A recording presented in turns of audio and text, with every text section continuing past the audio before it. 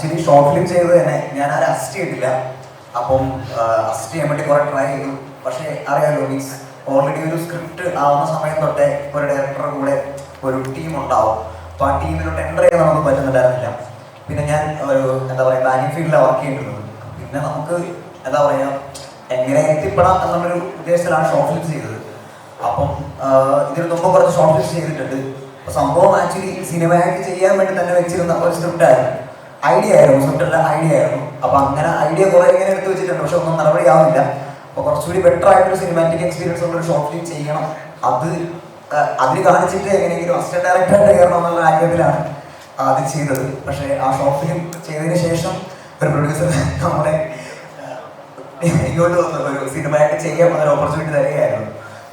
അപ്പം പടം ഇത്രത്തോളം ഫസ്റ്റ് ഡേ അറിയാമല്ലോ, നമുക്കൊരു വിസിബിലിറ്റി കുറവുണ്ടായിരുന്നു. പക്ഷെ എന്നിരുന്നാലും ഫസ്റ്റ് ഡേ തന്നെ ഇത്ര റെസ്പോൺസ് വരുമെന്ന് നമ്മൾ ഒട്ടും പ്രതീക്ഷിച്ചില്ല.